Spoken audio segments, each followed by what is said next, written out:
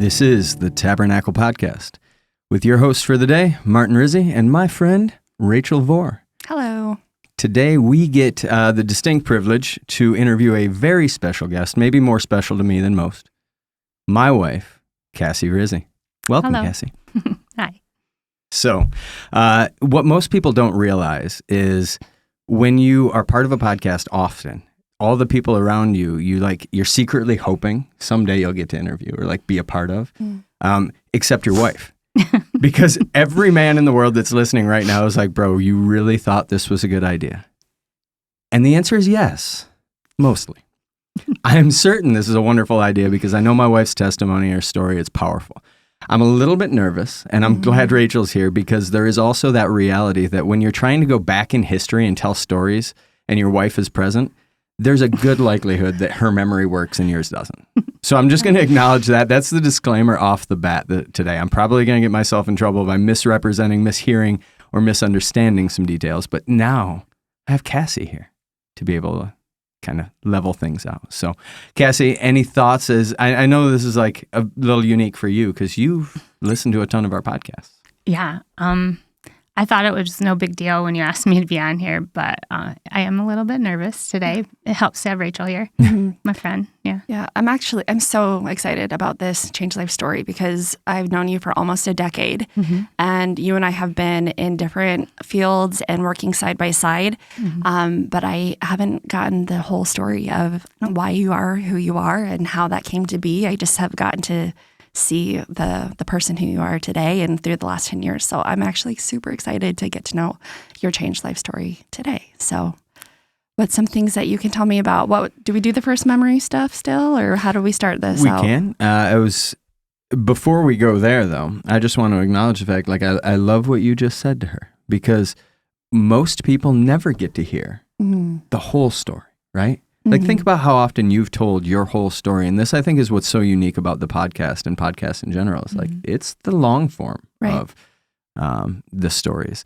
But I also want to give my wife a buffer here because I can see it already welling up in her. My wife, when she gets excited, when it's things that are meaningful, tears come. So for the podcast family, if that happens today, she's going to be embarrassed. I'm going to fall in love with it because it's one of my favorite things. She actually cares enough to be able to go there. But if that's the case, yeah. Don't think somehow secretly she's going to get beat after the podcast. She's just really, really passionate about what God's doing. So wherever you want to start, just go for it. Let's just see. Well, so tell me about, one of your first memories or how you came to be who you are. So let's just get through that. Yeah. Beginning part. Yeah. The beginning years. Beginning years. That's a loaded question. How I came to be who I am. I think that just as far as faith goes and knowing God, I was raised from a very young age to believe in God. My mom and my dad both came from Catholic families. I grew up Catholic, and so I always had faith. God wasn't present. We always believed in God. I wouldn't say that we were followers, though. I think we had a little bit different theology growing up, and so I had a Bible. I used to try to read my Bible. I didn't understand my Bible at all. I went to catechism, which is like church school for Catholics. Okay. I would go on Tuesdays. I'd get to leave school early in elementary, and I think it was for lunch, actually, and go to an hour class to learn about the Catholic Church. And I made my first Holy Communion and all the, I don't know what you would call those, significant moments of being Catholic. I did all those things, and I always thought that I believed in God and loved Him, but I never quite knew that God loved me. If that made, I didn't, if I was being good, I felt like He loved me. So I always was my theology was kind of like earning God's love. That was the message I was receiving. I don't know that if it was my church or parents, but that's just kind of my understanding as a young person. It's interesting too, because I was born and baptized in the Catholic Church, but you were way more Catholicer than I was. You actually made it a few steps into the process. I got sprinkled, and that was the end of it, and I'm aware of it. But my family out in Philly, many of them are still practicing Catholics, and it's wild to be able to have those conversations. And a lot of times, that's a pretty common thread that goes through. Is like it feels like these are the things I have to do, and there are a lot of things within the Catholic Church that are dues, things that we're going to do. So, did that play out in other areas of your life? Did you find that was a theme with relationships with other people in your world? Probably. I definitely, you know that. I would say that I would find my identity in, how I perform, performance mentality. I think, is that the answer to the question there? So you said that you weren't sure if that started based off of what you were learning through going through all the classes, or if it was just maybe something as being a kid, or how you were created is just that it's based off of how good you were. It was determined on how much you were loved based on how good you were. Is that what you were saying? Yeah, I think that's the message I got from the church. My parents were very loving. Yeah. Both my mom and dad divorced when I was 7. But both my parents, I saw my dad every other weekend. My mom was a great mom. They weren't perfect by a long shot, but I knew I was loved and I was taken care of. Mm-hmm. When my parents got divorced, we were definitely Creasters. Mm-hmm. We went to church on Christmas and Easter, but then I always had the weekly catechism school. So basically, I learned about Jesus. I learned about the Bible, but I learned more about the church and the rules to follow. So I think that in my mind, those messages were like, okay, if you follow these rules, God's happy with you and he loves you. And if you're not following these rules, then he's kind of mad at you, or you don't know where you're going if you die. This kind of was how I viewed it. I don't think it was my parents' message as much as just that's the message I received as a kid. Right. And that's how it was translated in your brain. Yep. So part of this is awkward, right? Interviewing somebody that you know, because there are aspects of the story I'm going to ask in question form that I think I know the answer, but let's just pretend, like, I don't know, that I'm a man and may or may not have all the details correct. Okay. But both your parents are not currently practicing Catholic. No. So where did their faith kind of begin to shift in this process? So my mom's later down the road. Right. My dad, that's a part of my story. My dad was on his 3rd marriage, and him and his wife wanted to start making God more of a part of it. And they started going back to the Catholic Church. And just for some reasons, like him being divorced twice, the Catholic Church has rules. Kind of frown on that. Yeah. They were trying to follow all the rules and pathways in order to be their marriage to be recognized at the church. And that was a little difficult for my stepmom. My youngest brother was like biting kids in the nursery. So like he got kicked out. Wait, is that Joshua at the Dominic. time? Dominic. That makes perfect. Yeah. Dom, I hope you're listening to this. You're going to be more than a couple of stories. So I guess in that time frame, I was a young teen, and my dad and stepmom were also in an organization called Amway, which is I grew up in Grand Rapids, so south of here, and Amway's in that area. And back then, it was like would you call it like a multi-level Pyramid scheme. Yeah. Kind of, maybe. Yeah. I don't want to, For those of you, no, I take that back, because I've got good friends, people here that have been a part of Amway, and there is some beauty to it, especially early on. But multi-level marketing. Yes, that's what I was looking for. For soap, makeup, everything. Pretty much everything. Yes. Okay. And they were in it, and they were being discipled by people in the business who were also Christian, and they were going to these seminars where they would like build people up and get them excited about the business. And in it, they would talk about God too. Okay. And my dad got saved at one of the seminars. I wasn't there, but his conversion was kind of the start to where I started looking more at Jesus and who he was. And would it be worth just telling us a little bit about that period for him? Because I know him to be, your dad is a lot of things, but one is just one of the most powerful and deliberate Christians I ever met, especially when I first met him. I mean, he's a huge part of my faith journey as well, was not having a father in my life. Like, I meet this guy, and Jesus was a non-negotiable to date his daughter. I still remember that as being one of the most awkward moments in my life, where we're walking down the road and he's like, so if you want to marry my daughter, what do I need to know? And I was like, I don't know. I love Jesus and I love her. That's all I've got. And he's like, good enough. I'm like, all right. Did he say that though? He did not say good enough. He just left me hanging forever. And eventually I assumed that meant yes. Yeah. And the false convert video. Yeah, that was terrifying. He did sit me down and have me watch it was a 45-minute long DVD on false converts. Okay. Yeah. That was his way of ensuring that, like, hey, if you're playing this Jesus thing to get with my daughter, no. That's a good father. That's a good dad. Yeah. To be fair, that may paint a light, but he is. I mean, that was a powerful moment. So it was a fairly dramatic change for him.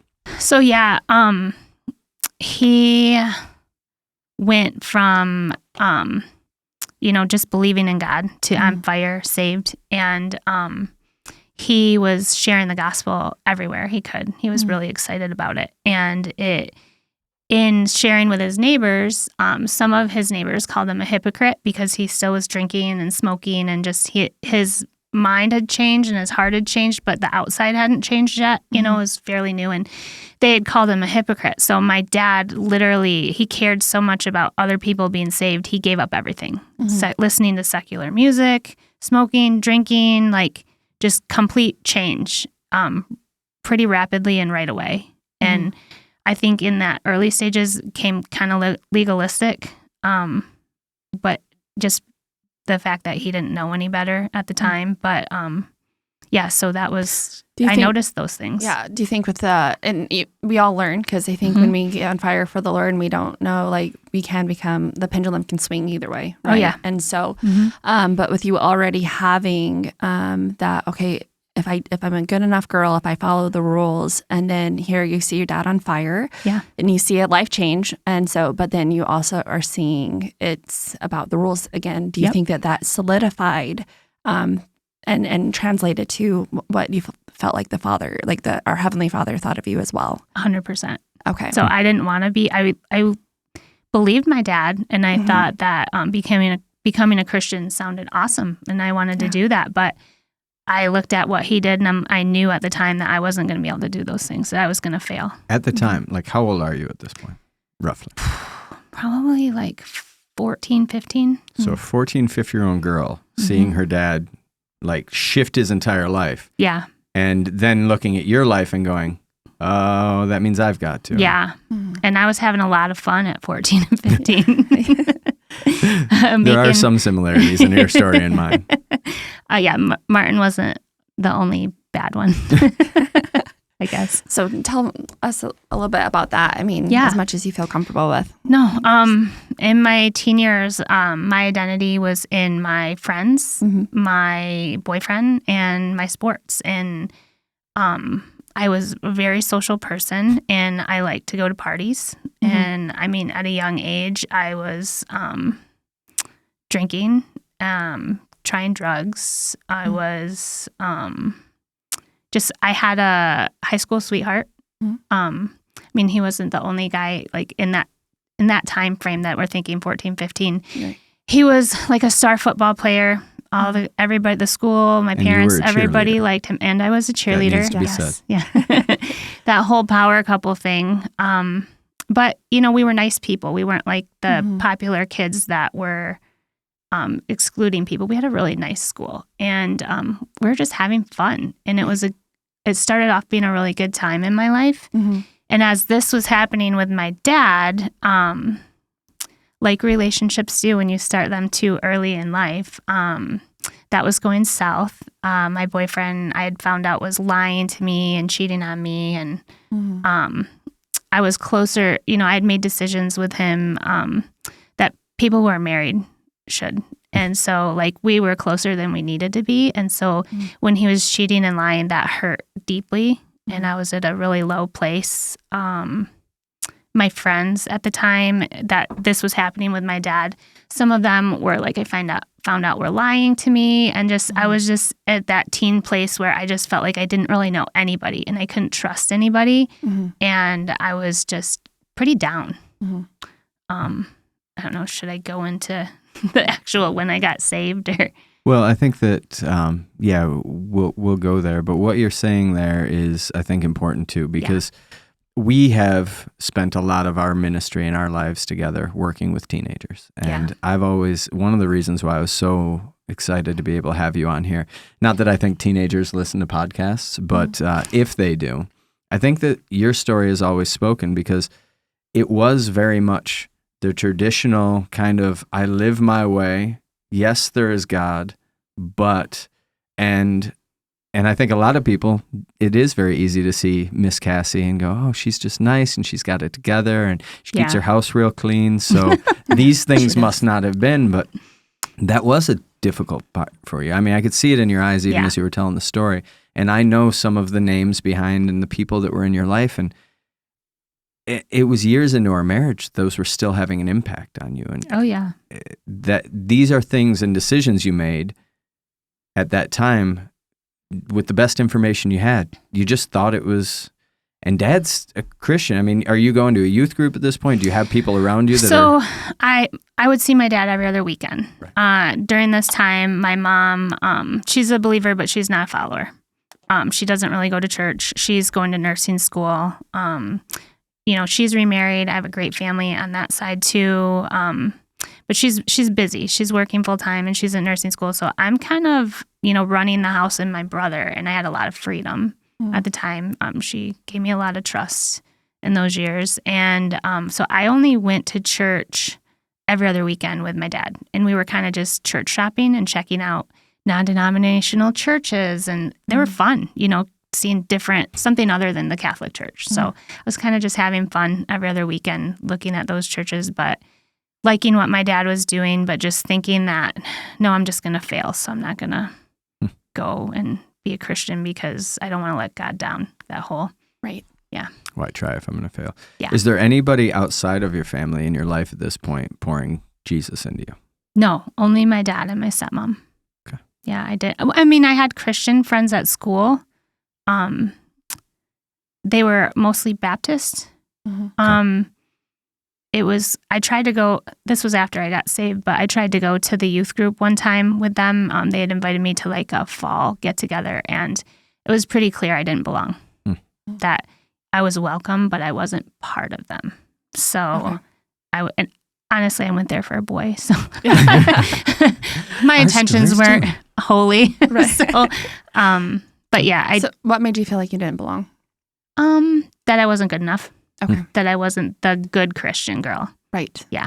So there was a special section for you to set up. Well, it was like a hayride and stuff, but it was like they all knew each other. They had grown up together. It was a small church, and some of them were my friends, but it's like, you're not part of our church. Okay. Yeah. Okay. So honestly, looking back, how much do you think of that was your perception and how you walked into it, and how much of it was legit? I think it was both. Yeah. I think that they didn't know any better. They're kids and they grew up together and they're close and they're all friends. And here's this girl that they knew was making a lot of bad choices. And now she's saying she's a Christian, but they don't see a ton of changes in her choices yet. And so they're like, yeah, come join us. But I'm sure they were kind of scared of me. I might just infiltrate the system. Yeah. Yep. All right, well, let's rewind just a little bit because we skipped the big part, right? There's this moment where you're kind of bucking this whole Christian thing. You're not sure you want to step in because you don't know that you can perform the way that it seems like you have to. Where do things change? So that's a really awesome story. I think it was around my 16th birthday. My birthday's in April. Around spring break, my dad had asked if I wanted to go with him down to his cousin's house for the spring break week. And I had met his cousin a couple times. It was an adult cousin, and they had young kids. And I'm super excited. I'm like, yes. When I was growing up, we didn't go anywhere for spring break. So to go on a trip for spring break sounded so fun. And I had all these ideas of this cool place we were going to be in and how much fun we were going to have for vacation. And this place was in a small town in Indiana. It wasn't Bern, was it? No, Okay. it wasn't, but it was close to there, like around the Fort Wayne area. And we're driving down and we're going through cornfield after cornfield after cornfield. And I'm starting to think, wonder what we're going to do here. And we pull into this small town that looks a lot like Buckley, only surrounded by cornfields. Right. I mean, we don't have corn, but other farm things here. Yeah. And I was really kind of bummed, thinking this weekend's not going to be as fun as I had hoped. This is a very boring place. No malls, no fun things to go do. And we went into my cousin's house. It was a small house. We were very crowded in there. I had to sleep in my little cousin's bedrooms with them. And I'm like, oh, here we go. This is not as expected. But I was at that really low place. So I was just kind of open to anything. And my cousins were some of the most loving. Here I'm going to talk about God. So I'm going to cry. Some of the most loving, joyful people I'd ever seen at that point in my life. Like my dad was a believer and he was excited, but he was trying so hard to be a good Christian. So I didn't see that joy and that freedom in his life yet. And these two people, the way they loved each other, the way they loved their kids, how they talked to me as a young person was just so moving. Mm-hmm. I wanted that. I knew right away I wanted that. And I wanted to have what they had because I looked around and I'm like, they're in this really tiny town with nothing. They don't own anything. They're not wealthy people. How are they so happy? How do they have this? I didn't understand. And so I knew right away I wanted that. And how old are you at this point? It was right before my 16th birthday. So a 16-year-old girl in the middle of rural Indiana. Yeah. Looking around going, you have nothing to be joyful for. And you can just see this. And that's a perfect example, right? Like there's no 16-year-old girl that can't relate. We didn't have phones back then. I couldn't just zone out on my phone. I had like a sketchbook to draw in. That's all I had. Well, and to be fair, just for context, those of you young people that are listening, malls were things where multiple stores were in one building, and it's all we had in the 90s, like to hang out at. So I didn't have friends down there, just my siblings.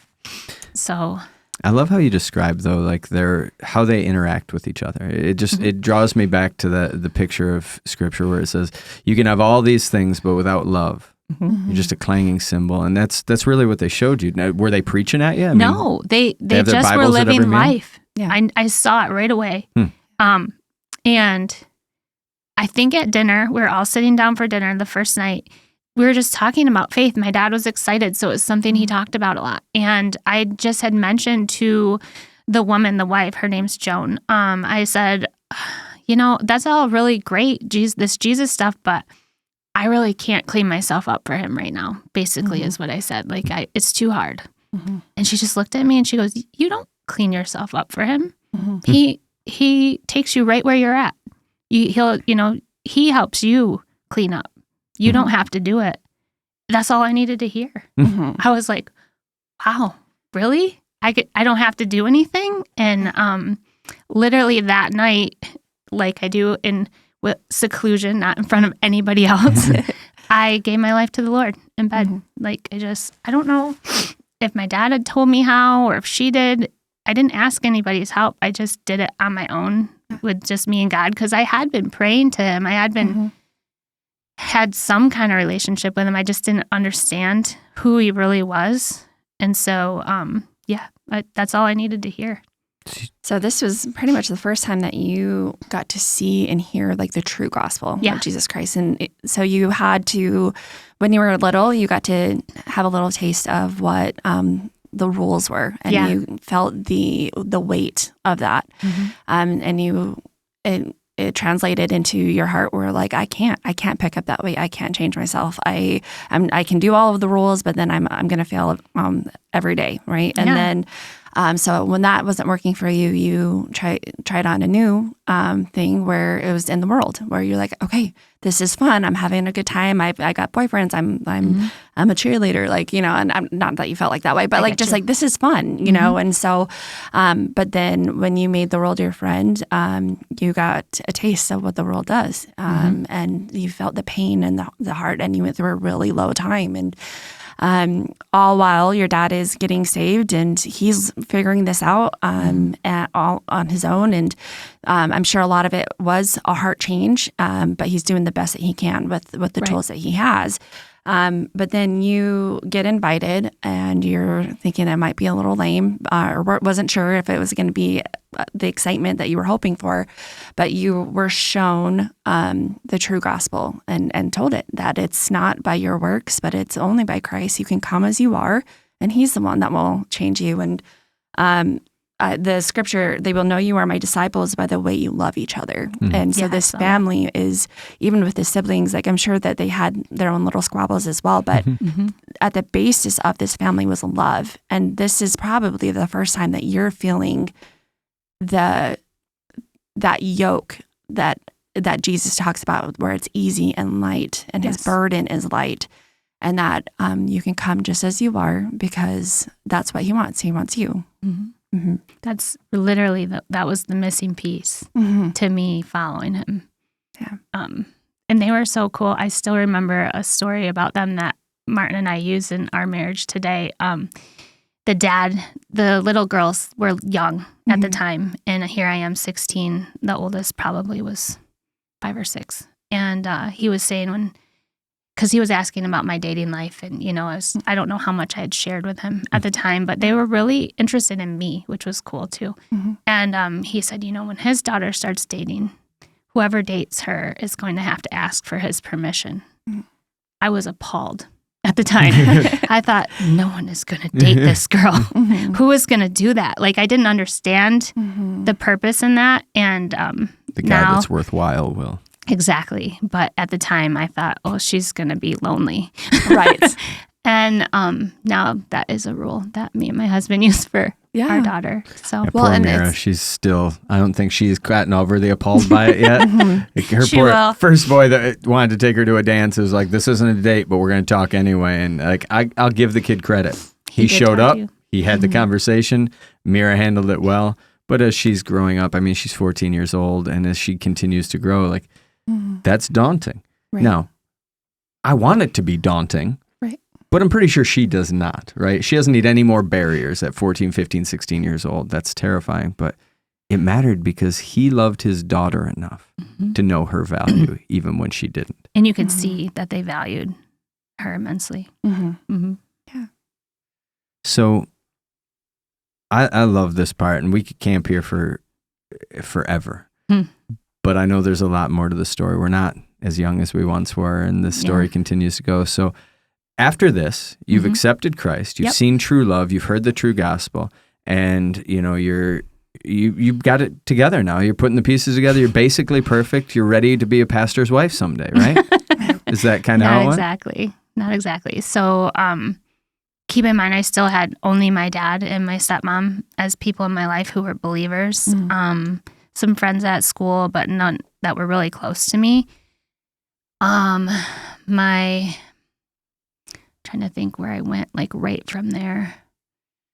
I remember coming home, and I didn't know it at the time, but everything I was doing felt wrong.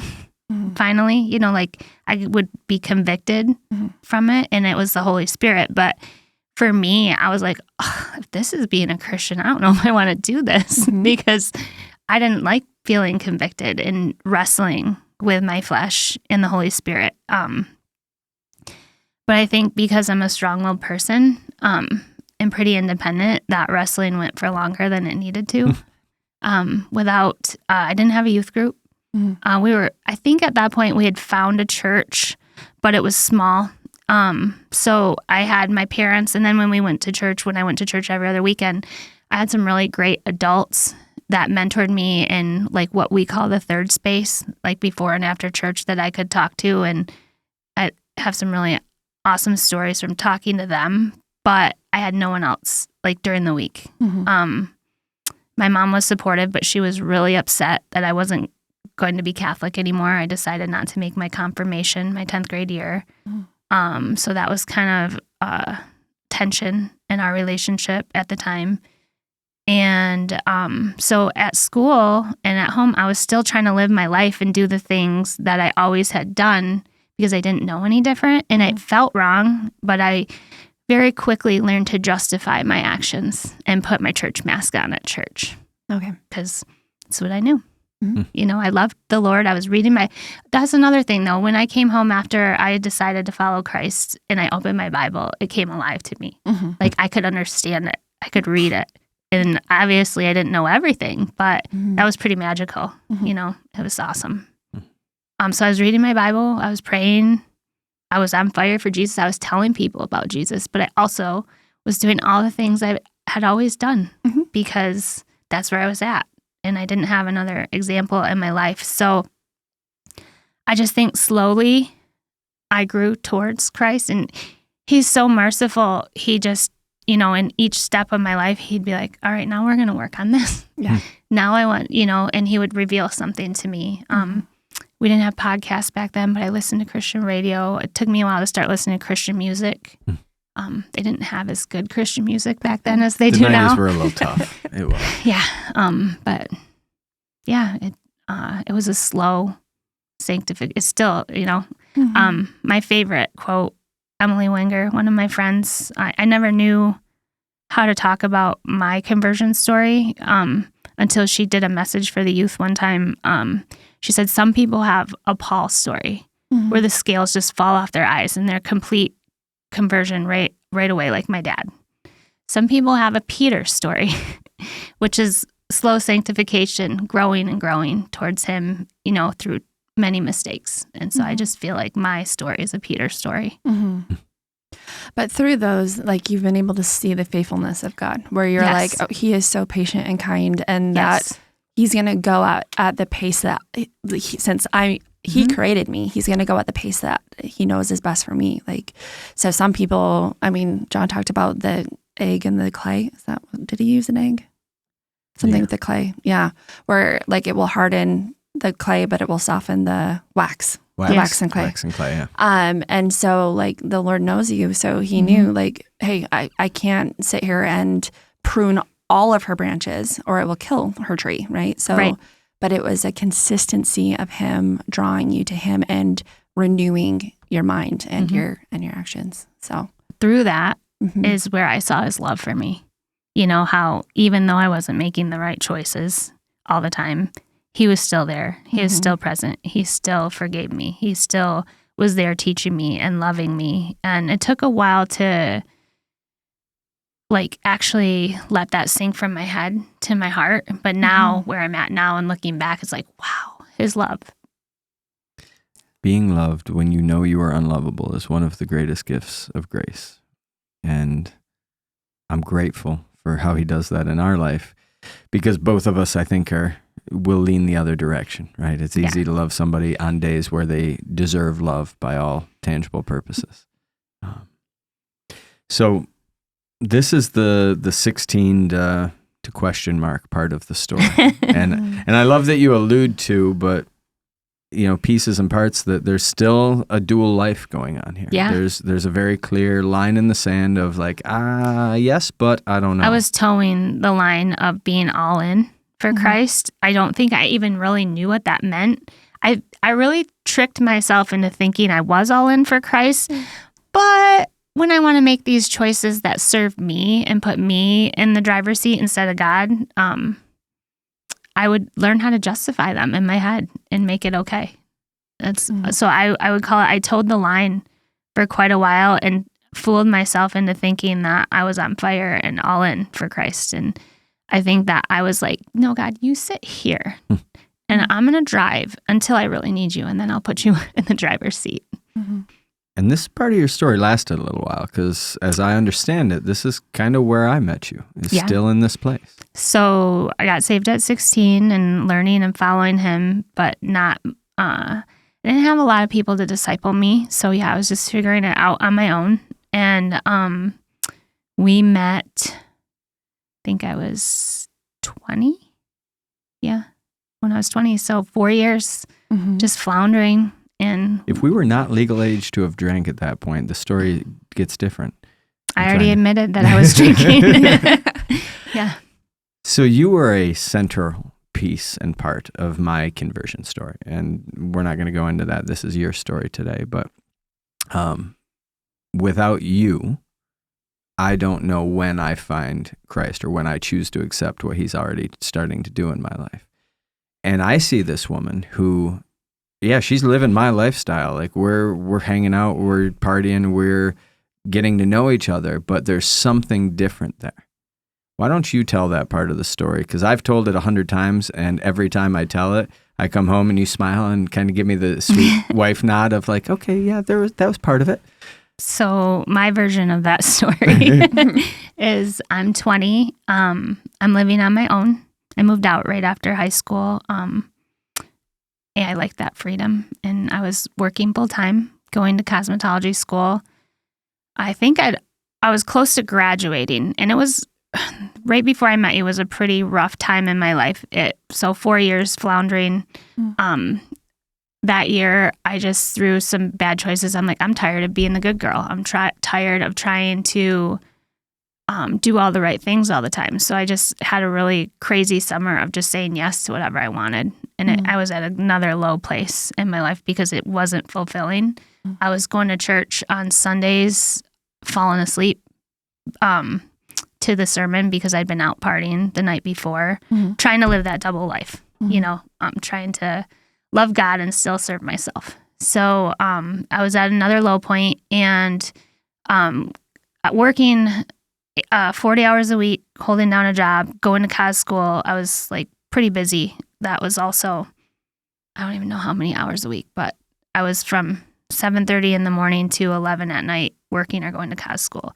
And I found time to have fun on the times that I was off. So I had gone up to a fraternity party with my friends. I was actually dating another guy who invited me, who was working with Martin's roommate at the time. And he invited me up to this party, which was it was at Ferris. And we were living in Grand Rapids, so it was about an hour away.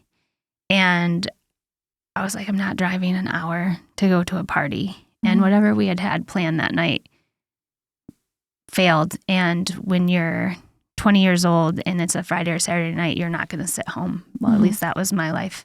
Right. So we went, and the guy that I was dating, we weren't serious. The moment I showed up, he's like, oh, we're kind of done with this place. We're leaving. And we're like, well, we just drove all the way here. I was with some friends. Yeah. Like, we're not leaving. And Martin's roommate, who was our good friend, Adam, now, he said, I want you to meet my roommate. And this is my favorite story because it's the only time I'll make fun of you for being short because I don't like it when you do this. I walk downstairs in this house, and there's a crowd of guys in a circle. And it's almost like the guys parted, and out steps Martin to shake my hand. And average height men step aside, and the midget steps forward. No. And he was very handsome to me, and I shook his hand and I smiled, and that was kind of that. And I kind of had a rule. I like to be chased by guys. I didn't chase guys. And so I had my eye on him, but I just met him. And he gave me his business card that night, and I put it in my purse. Smooth like the night. I was the rush with representative. His numbers circled. My fraternity business card. Yep. And I put it in my purse. And we ended up, because we were drinking and we were responsible back then, even though we weren't supposed to be drinking. We stayed at the college fraternity house on the couches, I think, that night, my friend and I. And we got up early in the morning to go to her family's picnic. And I remember pulling out his card thinking he was really cute. And I put it back in my, I should probably call him. And I was like, no, if it's meant to be, it'll just happen. And I put it back in my purse. And fast forward, a few weeks later, we get called for another party up there. And I go with a different friend. And this friend's shorter and tiny and blonde. And I didn't even realize I liked Martin that much until we got up there. And I had decided in my head that Martin was going to like my friend. and I didn't want to fight with my friend, so I'm just going to be really mean to him.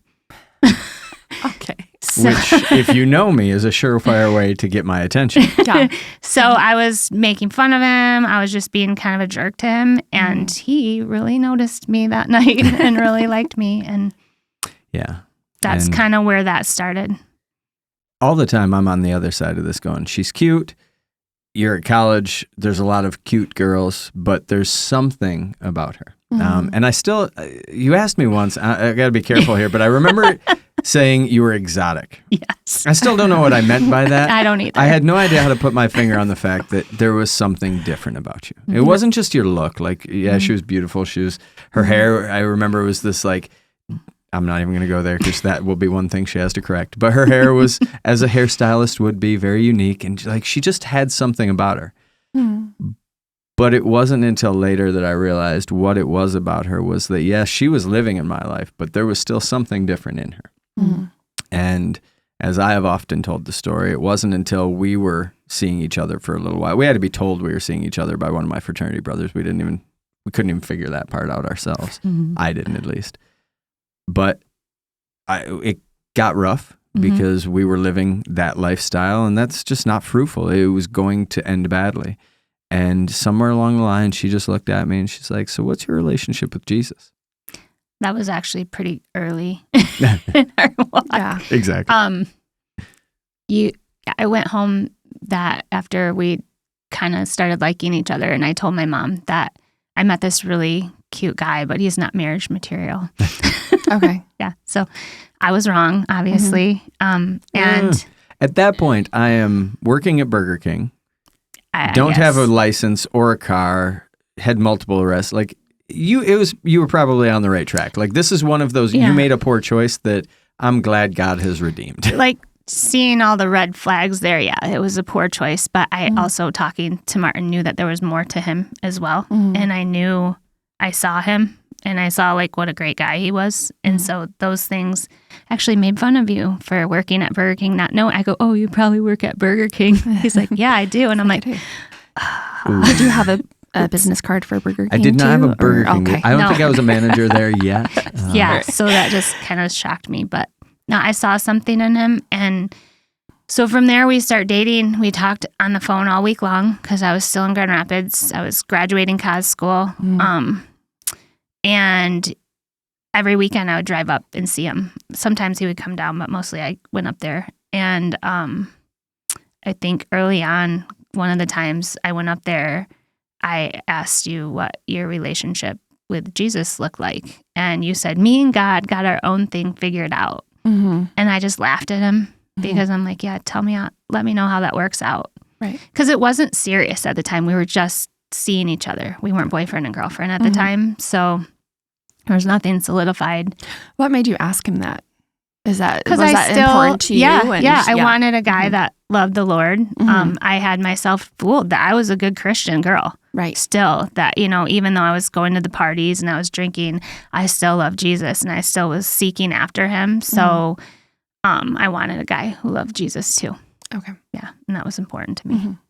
And my dad drilled it into my head that if I was going to marry, I needed to marry someone that loved Jesus. Those were the qualifications, nothing else but that he loved Jesus. Another shout out. Thanks, JR. Interestingly, that was a no. For me, my story goes from there as, okay, so I pursued it. I want to be able to answer that question honestly. And that leads me to know Christ and to follow Christ. And then we end up in a position where, admittedly, there's no way in the world that I'll ever catch up, right? She was more Catholicer than I was and had known Christ. Catholic. I know, but all through your early life. Gotcha. And then you come to a place where you're actually reading your word, and I'm clueless. Like up until this point, I don't know that I've ever cracked a Bible, barely ever opened a Bible never been to a church. So how in the world are we supposed to do this? And as I meet her dad, he's explaining, you're going to have to lead this woman. And I'm like, have you met her? Like, she's a force of nature. How am I to lead? And I'll let you take from there. Yeah, that was a God story too. So we started dating. A lot of times, some of the ways God would speak into my life when I wasn't reading the word or praying at that time in my life was my first salon job after I got my license was in Clarksville. which was actually where John Williams was from. Oh, that's funny. I didn't know him at the time, but I had answered an ad in the Grand Rapids Press, and this lady convinced me to come work out at her salon in Clarksville. And so it was a 30-minute drive from Grand Rapids out there.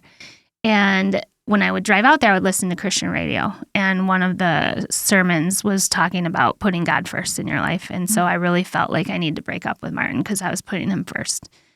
So I broke up with him, and we both were devastated because we both really liked each other. And that lasted about 2 weeks. Do you remember the breakfast at Big Boy? Was it Big Boy? Where like we actually broke up? No. Or maybe that's where we got back together. I think it was on the phone. I probably broke up with you on the phone. Impressive. Yeah. We handled that super mature. Definitely had your number. So, So, yeah, we got back together, and I think we were more serious about, being Christians. You, at that point, had said you want to, I don't remember you saying you wanted to follow God, but you seemed on board. At this point, I'm studying. I'm trying to figure out if this God is who I think. Like, I know there's a God, but I'm trying to figure out who he is and if it's the God of the Bible. And like, there's a lot going on. I'm spending a ton of time just trying to intellectually know God, and all the time trying to figure out, I love this woman. And that I think would have been almost impossible for me to say at that point because of how, all that was going on there. But I'm just stumbling in the direction of Jesus. And I mean, it's a stagger stumble, but I am just stumbling in the way of, and for whatever reason, you are gracious and patient with me at the point. I think I saw you stumbling, and I saw what a great guy you were. But I remember at some point we went to meet my dad. I didn't bring many guys to meet my dad. For obvious reasons. Yes. I had to be serious about them. Yeah. And so I brought him to meet my dad. He showed him the false convert video, which was very awkward. And then he sat us down and he said, I really just at the time thought my dad was over the top about everything. So I would listen to him and it mattered, but I just kind of thought he was a little crazy about things at the time. But I remember him sitting us down and saying, if you guys are working towards marriage, which the life we were living at the time, we're like, we don't know if we're working towards marriage. What? Yeah, like to me now, like obviously that's the point of dating, but at the time we weren't even sure. He's like, if this is your end goal, he needs to be able to lead you. You know way more about the Bible than he even knows. How is he going to lead you? And I was kind of left with that question, and so I prayed about it. And I asked God, how is this going to happen? I really, really like this guy, and can you, it's in your hands, God. And at the same time, I was praying for my friends, like to have more Christian friends. And in that time, God answered. A lot of my friends became Christian, started following him. And he went miles ahead of me. Like it was a total God thing. Like he soared, like, cause he was trying to figure it out. Here I am just putting my mask on still every day, thinking I'm this good Christian girl. And he's soaring ahead of me, like diving into the word and learning about God and his faith. And like he did this comparative religions course at college, and it was a total God thing. Like he went miles ahead of me in a short time. So I think even faith-based, you were more serious. And I think it's important to say, though, that like I'm digging into intellectually and learning things, but I am still catching up even at this point in where that drops to your heart piece. Because at that point, it was very intellectual for me. But every message I heard, everything I heard of the gospel wrecked me because conviction was real and like it was all new. It's literally like, if you were to have to learn everything you learned as a baby at 20 years old, it was just a flood. And all the time, I'm probably doing it for the wrong reasons, but God's gracious and he uses all things for his good. So he's like, all right, keep coming, keep coming. You started a Bible study at your college. Yeah, we were trying to go to church together. Like we were seeking him. So when you saw Martin, you said like he soared ahead of you. Usually when Bo does that, I'm like, wait for me. Like, is that kind of how you felt, or did you feel discouraged? At the time, I think I still had pride in the false Christian. It wasn't false. My heart wanted the Lord, but just in one foot in, I think that unknowingly, I was still trying to earn my salvation. Like I knew it was grace, but I didn't understand grace at that point. And so it was still like, oh, I love Jesus. I talk to him. I read the Bible. Like I am right where he's at. Right. Yeah. So I didn't see it. So you didn't see that he was sorry. You just saw that Not was till an now. answer to prayer. Yes, it was just of an answer to prayer. Yeah. He can eventually get to the point where he can lead me. Yes. In this avenue. Okay. So where did things shift? So a year into us dating, Martin proposed to me. And we signed up with our pastor at the time to do marriage counseling. And he's laughing. Doing premarital counseling with couples now, I look back at this and I still want to steal pages out of his book.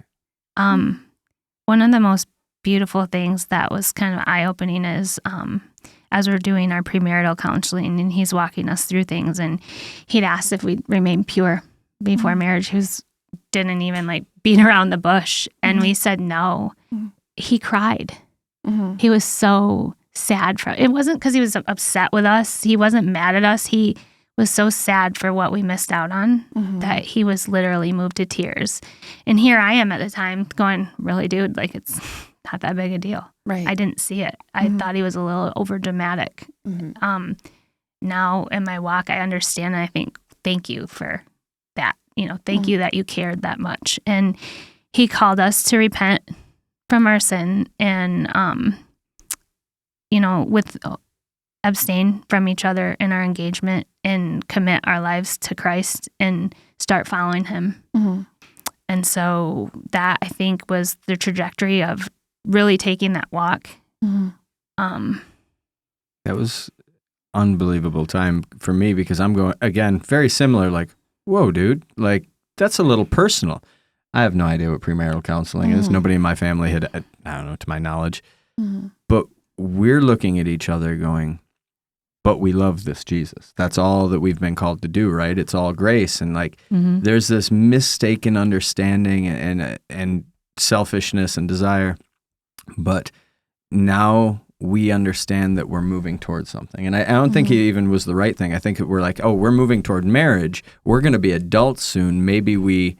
But we're getting mentorship from this man. And together we're being led in it. It's funny. We didn't know this until years later. I didn't, at least. That was his first wedding he'd ever done. Oh, wow. Yeah. So like 10 years later, I email him and I'm like, hey, I just wanted to let you know. Not only are we still together, I'm currently in the ministry and life is great and we are so grateful for you. And like, I don't know, as a pastor, I would love it if somebody told me that some of the things that God used me for were actually worthwhile a decade later, but he was so grateful. And amazing church, Calvary Chapel in Grand Rapids. He was just, we saw something there.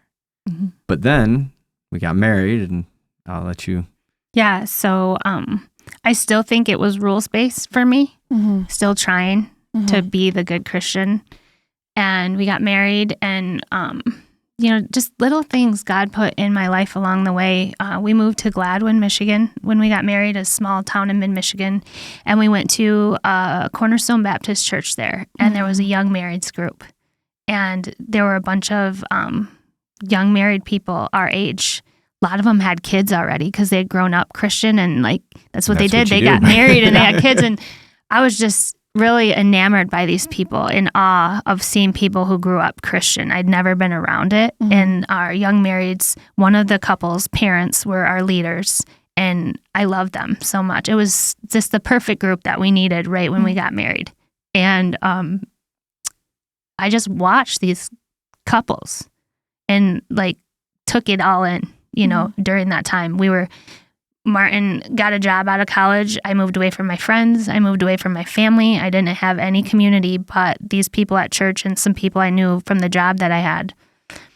And we're figuring it out, and we're making it more real in our lives. And these people were very loving and accepting no matter who I was. They didn't have any expectations of what I was like, or, like I remember, because they were Baptist, I'm like, so do you guys dance? Like, are you allowed to dance? I love dancing, that. Yeah. So they were really, really cool people. Yeah. And we were there for 3 years. And then we moved to Traverse City, and we start going to Westside Community Church. And I just feel like it's a story of God in each step of our life, having kids and in our marriage, just working on one thing after another, sending us the groups we need. I was really lonely in Traverse City too. And at our old church, we had a MOPS group, Mothers of Preschoolers, that was a godsend for me to have other moms who were in the same area I was at the time. Because I'm working 60 hours a week. Yeah, Martin's working 60 hours a week, going to mission trips. He's serving at the youth group. I just really didn't feel like I had anywhere there. I didn't have group at that church except the MOPS group. I didn't have a place to. I served in nursery, but I just did it because I had a kid in nursery. I wasn't being filled there. Right. And then through other circumstances, we came to the Tab. And it was the first time I met people that showed, how do you put it? Showed like, trying to find the word. That were 100% transparent. Yes. They were real, they were broken, and they were open. Real people. And not that the other church didn't have real people. They didn't know how. No one showed them how. And we had enough people here that showed us how to be authentic. That's the word I was looking for. That, hey, this is where I'm at. I'm not perfect. This is all the stuff that I would meet people and they would just tell me all the bad in their lives. And I'm like, whoa, red flag. And then they weren't like stage 1 clingers. They were just, hey, this is me and I found Jesus and this is amazing. And right from the start, that grace aspect that I was missing started to sink in. Was it uncomfortable at first though? Like because you said like, whoa, like where you were just like, I mean. The uncomfortability, I mean, you remember meeting me back then and you had your Yoda stare about how are you really? Right. I'm like, I'm fine, Rachel. I'm fine. But you just really cared. And I think that I always just thought that so many other people had worse lives than me. That I had no right to complain. I had no reason to sit and say my story. I guess I didn't see it as like anything big. My husband's story, people have listened to it. It's pretty crazy. And so for me, I just a normal story, divorced family, found Jesus, no big deal. And so I just didn't tell it. And somebody once told me that when you don't tell your story, it makes other people think you got it all together. And I didn't want that because I knew I didn't have it all together. Right. But yeah, I just told people I was fine because I didn't know any better. But once everybody else just let their stuff hang out, I was like, oh, well, this is me too. And so. Yeah. Well, with the rules-based, I know that everybody's on a different walk with the Lord. And yes. Was anything that you saw here kind of shock you a little bit where you're like, you're not supposed to do that? Yeah. So how our biggest thing, everything. We struggled so bad. Please forgive me, Tim. When we first came, Tim would smoke outside. And us being involved in the youth, I would get so mad at him because I smoked, I drank. And I'm like, this is a terrible example to send to our young people. And it really just bothered me. And I was being so judgmental. And I just, I don't know when the Lord changed that in my heart, but that's where I was at when I first came. Well, and so was your heart changed on that? Yes. Like where you see like the so what is that? Because I don't think you're the only one. There's a lot of people who have similar stories to you or have been like raised in the church and they're like, well, we know all the rules. And so if you don't follow the rules, then you're not doing Then you're not a real believer. You're not a real believer, right? Yes. So how did that change? Because I think that there's a lot of people that can relate to this, so what did God, like, you're like, I don't fully know exactly when, but like, how did that change where you saw the grace-filled gospel? So I think it's hard to put a finger on it because it was definitely through the Holy Spirit's work. But I think that I came into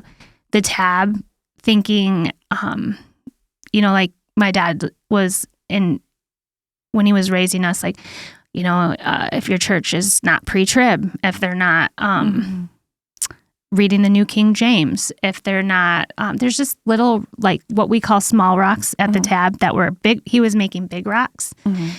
And so I had all these prejudgments, like you said, if you don't follow these rules, you're not a real Christian. And I didn't realize it. So I think when I came into the tab and I had all these preconceived notions, but I met real, authentic people that obviously loved Jesus and they weren't ashamed of where they were at. They showed me that I could be that person. And once you kind of take off that mask, which is kind of your thing, you always would talk about taking off the mask, and you are real and authentic, you're free. There's a freedom there. And I think it just happens. And I think, because we've talked about this a lot, because even in the interview process for me, it was like, hey, how do you feel about secular music? How do you feel about the smokers gazebo? How do you feel about? And I understood how to answer those questions even then. But knowing Tim Burgess and seeing the Holy Spirit in him, I still don't think he should smoke. Like, I would like him to stop smoking. I think it would be better for him. Yeah, and the Lord has provided that. But I see the Spirit work in him. And it has nothing to do with smoke or don't smoke. Right. And that freedom that we find when we take off the mask isn't a freedom to live in sin. It's a freedom to begin to grow. In where you're at. Yeah. I think that being, having permission to grow where you're at. And I think when you start going to a Christian church, especially as a young person, you get this preconceived notion that everybody's a Christian and everybody believes what you believe and everybody is at the same level of, like you said, trying to follow the rules.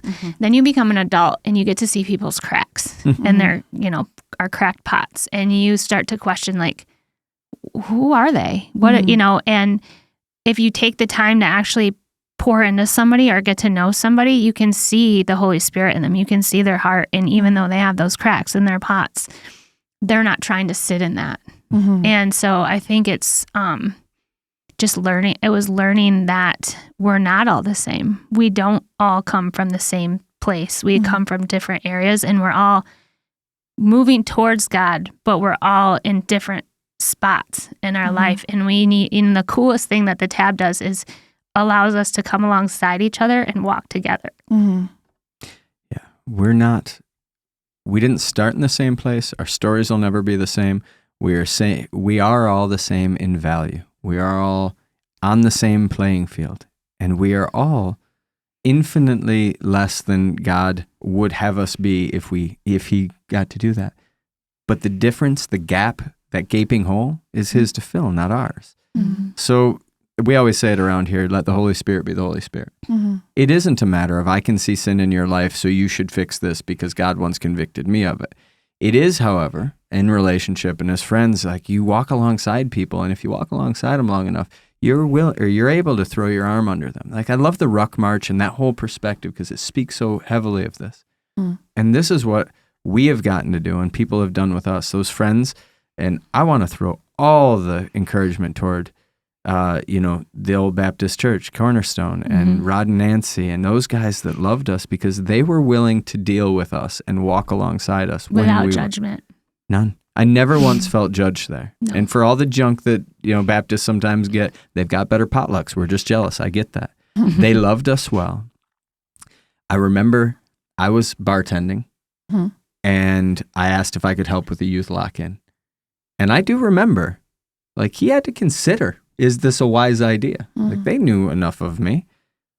And it was a yes. And then he did what he had to do. And I'm sure he stayed close to me and he did all the things. But that was the first time I ever got to work with students. I watched his wife walk alongside you. They didn't understand us either. Oh. And then we got to the tab. And there have been people that have been willing to walk alongside us. Bo and Rachel. Yeah. Since the very beginning, right? We all served in youth together. That was where I got to see the look on Rachel's face and be like, was that heresy that I just said? It's like, no, this is Rachel thinking. But along the way, we have these people that will walk alongside us. And the gift of that is then God gives us the opportunity. I think that for me is where I want to kind of begin to wrap up your story is I used to be the youth pastor here. Best job in the world. You dragged me into that. And I drug you kicking and now screaming. I can't retire. Yep. But I've got to watch God give you ministry after ministry after ministry. I've always had a high opinion of you. I think that you are one of the most gifted people. And sitting here in this podcast, I'm just blown away again by how you communicate what God has done so much clearer than I ever do. And I see you do that in people's lives, young people's lives. And yeah, you get to serve in student ministry, but you have a chair where you do people's hair and you get them fully at your disposal for how long does that hair take? Like 4 hours Depends to do hair? on the style. It's insane. That's another gift. Yeah. Women's ministry and all these other places that God has allowed you to serve. Because I think for a lot of people out there, they're going, wow, this is a long story. And it seems like there's been 25 years of the same thing. Mm-hmm. It kind of feels like workspace. I'm a little in, I'm a little out. But isn't that the whole Christian walk? Yeah. And then you start walking alongside other people, one step ahead and walk with them. He equips the called. You dragged me into youth group and and then you got better at it. I get it. And it was a scary place. I just want to talk about that because we ask so many times for people in our church to get connected and serve. I did not feel equipped or even want to serve in youth group. You just asked me to try it. So I was just trying to do that for you. And he equipped me and it wasn't right away. It took a full year. I first fell in love with the co-leader I had. Like we were really good friends. And then my small group, but I didn't like anything else about youth group. Then it was all the rest of the leaders. Then it was youth group. And now that's my space. And my kids are in youth group now. So I'm trying to retire to kind of give them a space. But it's what I know. Those are my people. It's who I see in church. I see the young people. But it's nothing that I have. God did. Yeah, but I feel like just hearing your story, even from when you were little, the very first time you saw that was when an adult showed you the love of Christ. Yes. And showed you the true gospel. Yeah. Right. And so that was the first time that you felt like you were seen. Yeah. And that you were loved truly. And she didn't have to know anything about you, good or bad. She just loved you. And and then her kids showed you the love of Christ. And so and then to have the experiences of getting a taste of the world and knowing what it does, having the yoke of works put on you, I think that the Lord has helped write the story so then that when you're sitting with these children or these teenagers that are going through the same exact thing, they're testing out the world, they have the yoke of slavery, and then the yoke of rules, depending on which kid you have, or teen. Sorry, they're not kids. I'm old. But he has equipped you to be like, I've walked through that. And so let me come and help and walk alongside of you. Let me see you how my dad's cousin's wife, what was her name? Joan, how Joan saw me, and provide that space for you to see and meet the true Christ. And so you have provided for at least almost a decade. That I think this is how I met you, was through youth group and us working together side by side, and your love of the Lord, and that you are just continuously watering this field of the youth, of just reminding them of who Christ is, the freedom we have in Him.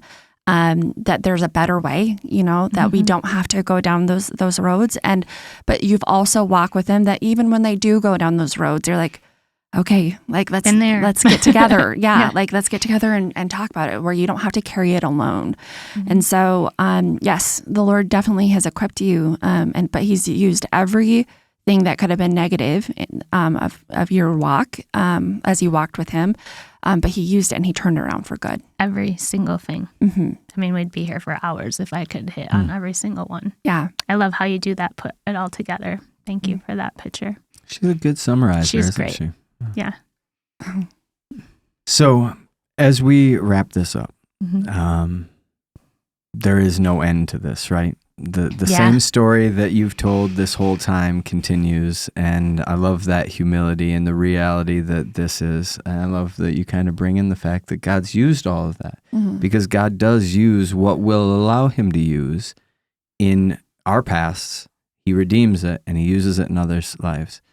He's so great at that too, because even when we're not intentional like we would want to be every day, if we're just a little bit willing, he'll still do it. 2 Corinthians 1, verse 4 says, he comforts us all in our affliction, so that we may be able to comfort those who are in any kind of affliction through the comfort we ourselves receive from God. I know it's talking about comfort there, but this is how God works. He says, hey, I've walked you through this life. I've walked your Peter story with you. Now it's your turn to be a tool that I can use in the life of. And we get to fill in the blank. And I know you and I sit and talk and we fill in the blank often of all the people that he's allowed us to be in the life of and how grateful we are. But the cool thing is your ministry continues. Right? You haven't gotten to retire from youth group. I don't think Braden's excited about it either way. He's willing, but not excited. It is cool to start with another youth pastor. Yeah. But him and Gabby are pretty awesome. So do you see anything on the horizon as God continues to work right now? Like what might ministry look like in the next season? Oh, I'm open to what he has for me. I don't have any set places where he's leading me, but I'm able to do ministry at my work. God's blessed me with a single chair salon where my clients are a captive audience, and a lot of my conversations are very fruitful. Like I said, I'm not always intentional as I'd like to be, but I'm willing to be open, and God leads me, in those conversations. I have lots of people I'm praying for to start coming to our church, or at least ones that we've talked about the Lord. And I've had people that I've been able to lead to Christ in my chair. And those little humans that you disciple are doing a great job of that themselves. We were just talking about friends coming to youth group tonight and get to see that next generation of God has us. My kids, so I guess, I don't know. I have a heart for young people. I have a heart for young adults. I see a lot of these ones getting started because that was so much of my story was the teenage years and young adult years that I just want to say, I see you and I'm a safe person to talk to. Well, you heard it here. She said the magic words, I am open. And that means God gets to do what he wants to do. I'll remind her of that. And now that we have it on recording, it'll be all that much better. But Rach, any last thoughts? Yeah, if you are a young teen or just looking for somebody, Cassie is a great person to chat with. And she's always willing to work with you. And she's got some pretty cool things to share. She'll always point up to Christ. And if you ever need a business card, Martin's got those. So no, he has no business cards for any. True or false? You still own that business card. I guess for his church, for being a pastor, but not for. We got rid of every single personal person business needs to come up to him and ask for one. I still do. You still have that. Yeah, it's in my purse, I think. Of all the things I thought I was going to get teased about on this podcast, that was not the one I saw coming up. So this is fairly reasonable. I can live with this. Yes. Yeah. I was smooth back in the day. Bo had long black socks. You can get the business card. Oh, I remember that. Well, this has been awesome. I'll be honest. It's a little intimidating to sit and interview the person that was so instrumental in your faith journey, especially when that person happens to be beautiful and your wife. But I'm grateful. I think that your story speaks to a lot of people. And I think that one of the things that's worth saying is there's a lot of people that felt the way that you did, didn't really know how to tell their story. Right. Maybe even will convince himself, well, it's not as dramatic as so-and-so. But when I listen to your story, it touches so many more lives than most of us weren't quite as rambunctious as I was. So I'm grateful to hear that. I'm grateful that you're willing to use that. I hope that there are people out there that are willing to as well, because as Cassie will attest to, I'm always looking for our next podcast victim. But if you're out there and you're listening, would you consider sharing this? not just Cassie's story, but the podcast, because it reminds people that this is what God is doing. And there is no greater encouragement in my life personally than to see what God is doing in the lives of other people. So share it all over the place. Send it to the people that you think should get it. Be bold, be deliberate, be intentional about that. And just like Cassie, follow her example and just be open to what God is going to do with you next. For today, that is our podcast. And signing off is Cassie, Rachel, and myself. And Matt Hughes, thanks for being patient with us, brother.